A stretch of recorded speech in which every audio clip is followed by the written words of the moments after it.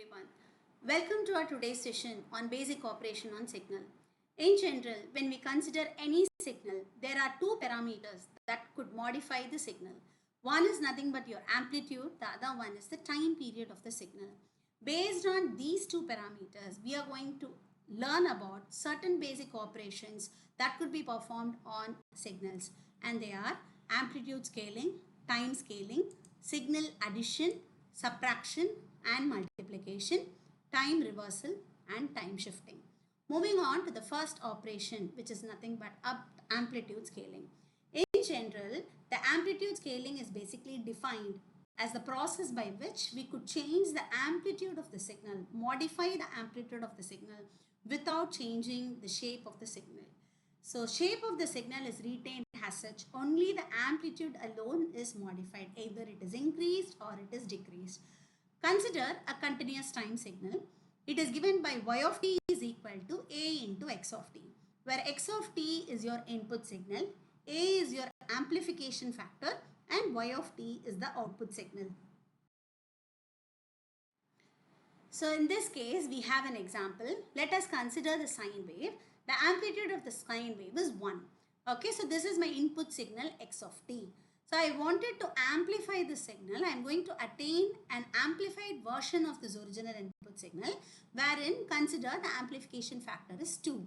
So I wanted to sketch a signal y of t, which is nothing but 2 into x of t. So what will happen?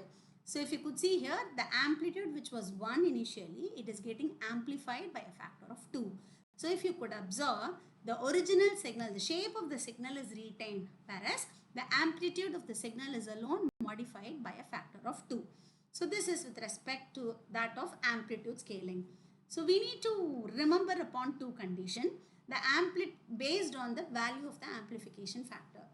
So if in case the amplification factor value, if it is greater than 1, then we say the signal is amplified, because the general amplitude of any signal is going to be 1. If it is above that value, then the signal is getting increased or amplified. On the other hand, if a is less than 1, then the signal will be attenuated, or the signal will be decreased in its amplitude. That is the meaning of attenuation here. So this is with respect to continuous time signal. Consider an example with respect to discrete time signal. So consider this, y of n is given by a into x of n, where x of n is your input signal, a is the amplification factor here, and y of n is your output signal. Consider this example. For n is equal to 0, the signal is 1, and for n is equal to 1, the signal is 2, and for n is equal to 2, the signal is 1. So this is your given input signal. So we wanted to arrive with an output signal wherein the amplification factor is given by 2 again. So what we have to do, so to the original input signal, we have to multiply the signal by 2 at every instant of time.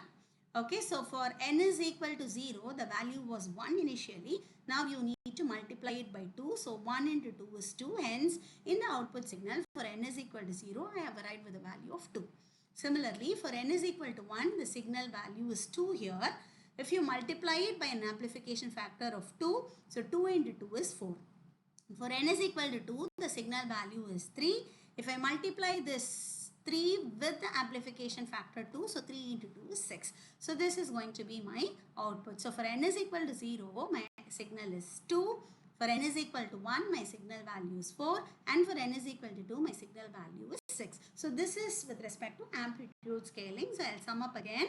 In the case of amplitude scaling, the amplitude of the signal is either increased or decreased. It depends based on the value of the amplification factor that we choose without changing the shape of the signal. So the shape of the original signal is retained. Only the amplitude of the signal is varied. So this is with respect to the first operation, which is nothing but amplitude scaling. Moving on to the second operation, which is time scaling. So time scaling meaning we are going to change the time axis. We are going to change the scale of the time axis.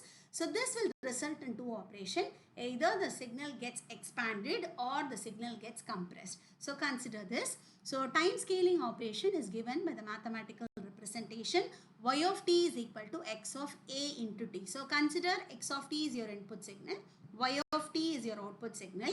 Time scaling is given by y of t is equal to x of a into t. So this a is nothing but your scaling factor. So by what factor you are going to scale the time axis? That is what is a.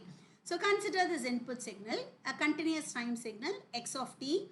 The signal ranges from -1 to +1.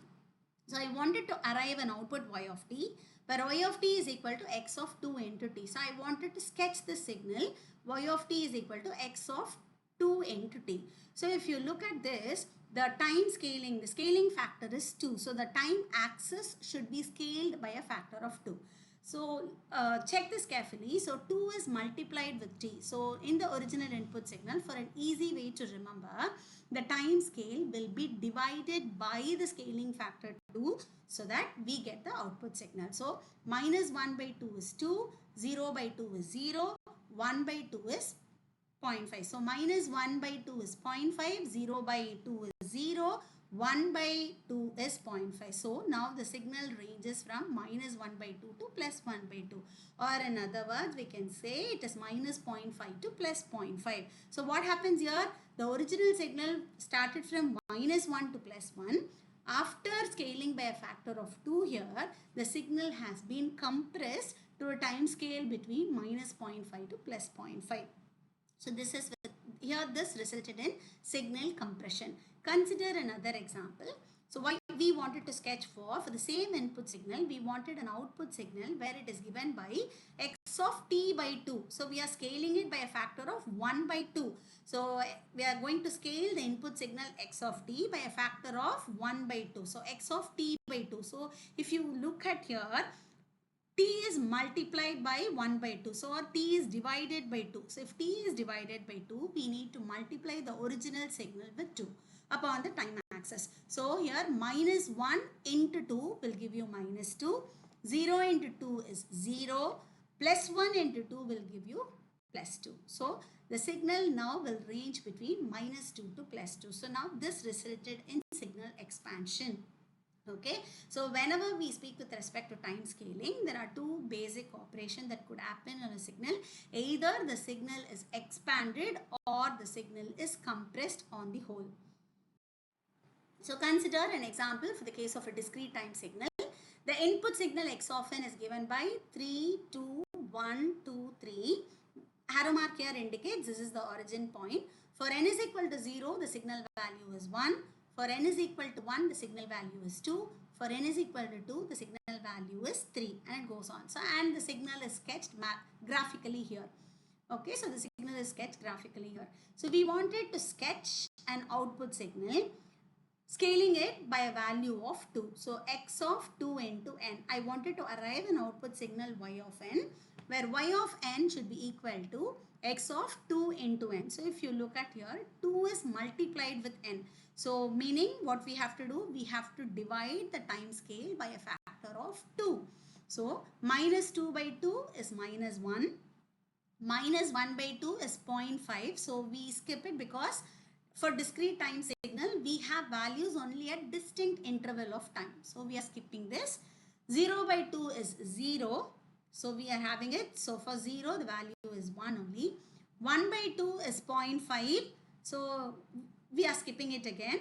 2 by 2 is 1. So we retain that. So for 1, the value is 3. So the amplitude of the signal is retained. Only the time scale alone is varied. Time axis alone is scaled. So what we observe initially, the signal starts from -2 to +2.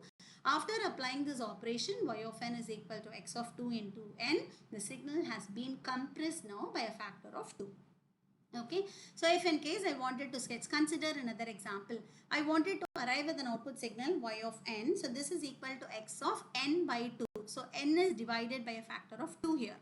So for sketching the output signal, in the original input signal, we have to multiply every time axis by a factor of 2. So -2 into 2 is -4, -1 into 2 is -2, 0 into 2 is 0, 1 into 2 is 2, 2 into 2 is 4. The value of the signal, amplitude value of the signal is retained as such. So what do we observe here? The signal ranges from -4 to +4. Okay, so the signal has been expanded by a factor of 2. So this is with respect to time scaling. So now we had learned about two operations. One is amplitude scaling, the other one is time scaling. Moving on to our next operation. Signal addition, subtraction, multiplication. So generally to perform addition, subtraction or multiplication, we need to have two signals. So here I have two signals, x1 of t and x2 of t. Okay, so either it is addition, subtraction or multiplication, the values are added, subtracted or multiplied at every instant of time. Okay, so consider this example. I have two signals. Let us consider an example of continuous time signal itself. So x1 of t is my first input, x2 of t is my second input. So x1 of t, the value of the signal is 3 for t ranges from 0 to 1. And here again the value of the signal is 2 for t lies between 1 to 2. x1 of t is 1 for t lies between 2 to 3. So this is with respect to the first signal. Consider the second signal x2 of t. The signal value is 1 for t ranges from 0 to 1. Signal value is 2 for t ranges from 1 to 2. Signal value is 1 again for t ranges from 2 to 3. So this is the original input signal that is given. So in order to perform addition, subtraction or multiplication, we need to sketch these two signals graphically. So here I have sketched x1 of t and x2 of t graphically here. So x1 of t, the value of the signal is 3 for t lies between 0 to 1. So for the scale of 0 to 1 in the time axis, the value of the signal is 3.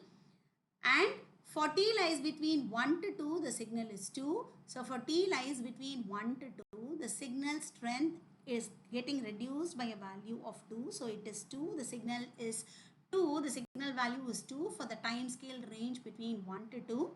And the signal value is 1 for the time scale between 2 to 3. So for the range of 2 to 3, the value of the signal is 1. So I have sketched the first input signal according to the description that is given in the question.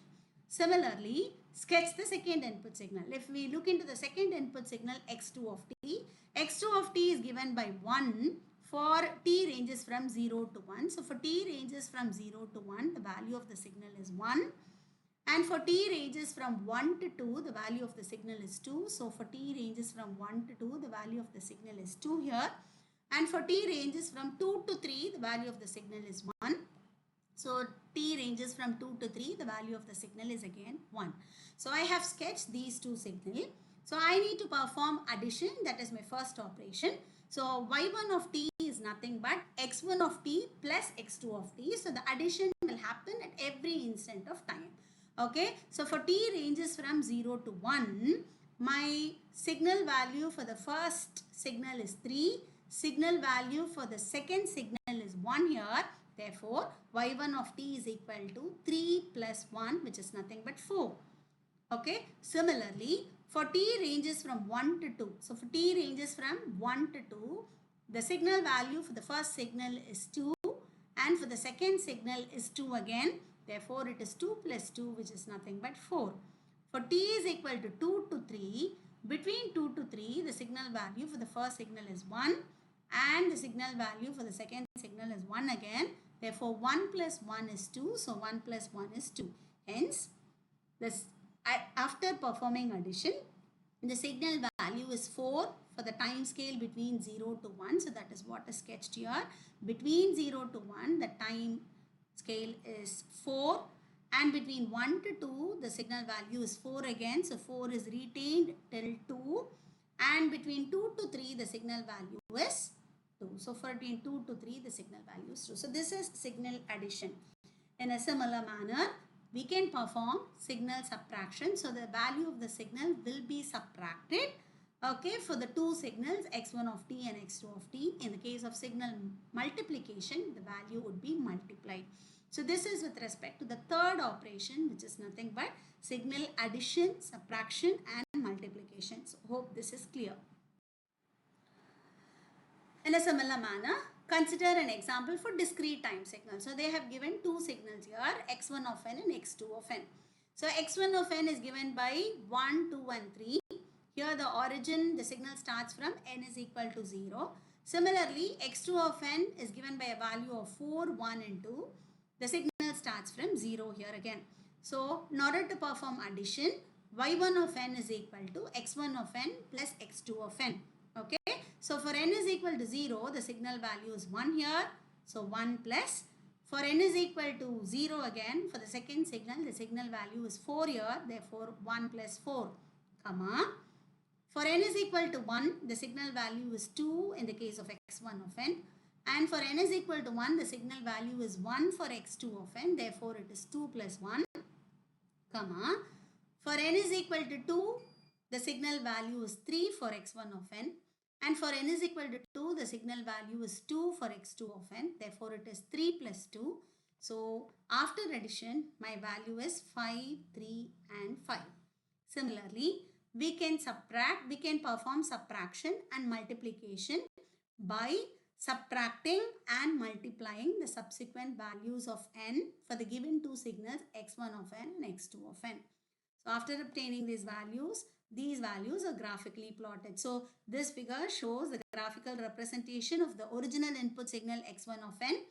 This figure shows the graphical representation of signal x2 of n. This is the added signal, subtracted signal and multiplied signal. The fourth operation that could be performed on any signal is time reversal.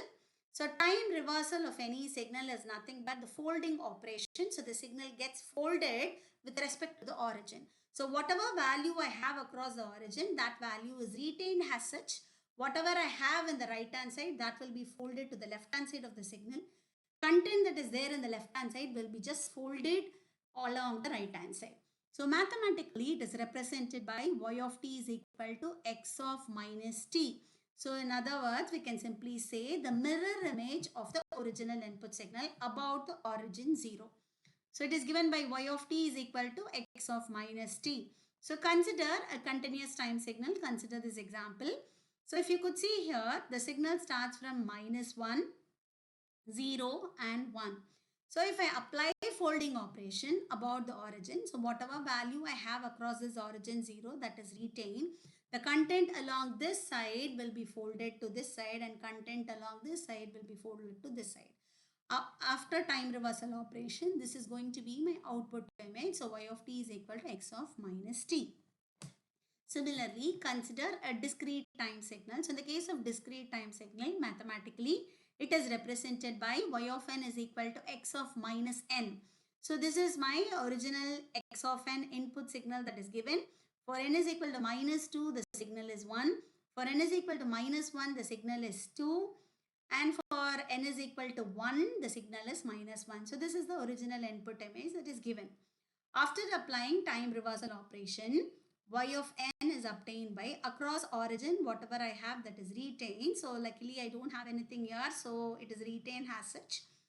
Whatever value is there in plus 1, that would be folded and it will appear for n is equal to minus 1. So I have minus 1 here. So for minus 1, my signal value is minus 1 again.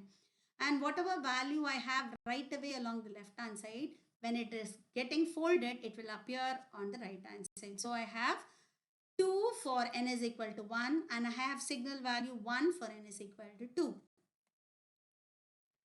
Moving on to our last operation, which is nothing but time shifting.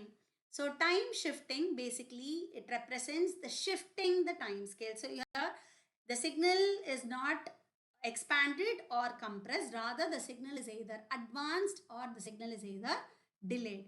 So mathematically the signal is represented as y1 of t is equal to x of t plus t naught. Consider x of t is your original input signal. So when you shift it by a time period t naught, so what happens to the signal? So if the shifting happens along this way, y1 of t is equal to x of t plus t naught, okay, the signal will get advanced. So the signal will be advanced. It will move forward, okay, that is what is advanced. If in case the shifting happens along this way, y2 of t is equal to x of t minus t naught, so the signal will move towards a negative direction or the negative scale. So the signal will be delayed. So we will see an example. Consider this example. So the signal is x of t is given by 1 for the time scale of minus 1 to 1. Okay.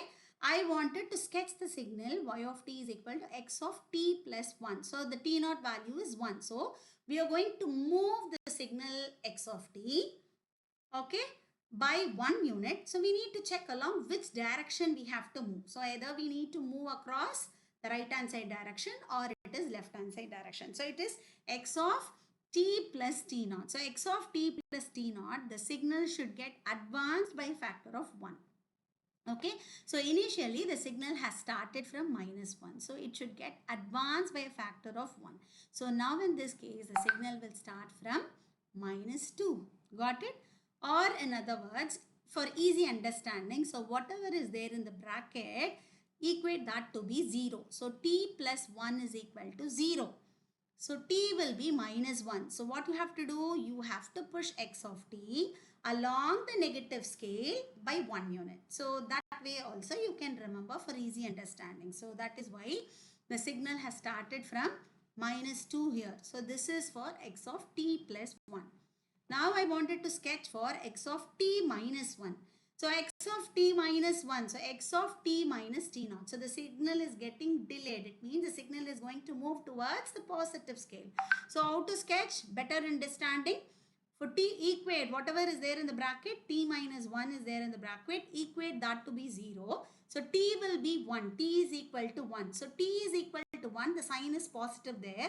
Therefore, you have to move the signal towards the positive side by 1 unit. So the signal initially starts from -1. You have to push the signal along the positive direction by 1 unit. If I push so, the value of the signal will start from 0. Hope this is clear. We will see an example for the case of discrete time signal also. So let us assume this is my original input sequence. The signal value is 1 for n is equal to 0. Signal value is 2 for n is equal to 1. And the signal value is 3 for n is equal to 2. I wanted to sketch for an output signal where y of n is equal to x of n plus 1. So what happens here? What is there in my bracket? N plus 1 is there. Equate that to be 0. N plus 1 is equal to 0. N is equal to -1. But what you have to do? You have to push the signal or make the signal start from 1 unit along the negative side. So the signal will start from -1. Got it? So originally the signal started from 0. In this case, the signal will start from -1. So the signal has been advanced. Now consider the next case. Y of n is equal to x of n minus 1. N minus 1, equate that to be 0. N is equal to plus 1. So it is positive. Original signal starts from 0. So you have the signal will now going to start from 1 unit. You have to push the signal by 1 unit along the positive direction. So the signal has started from 1. So this is with respect to time shifting. Okay. So hope this is clear. Thank you.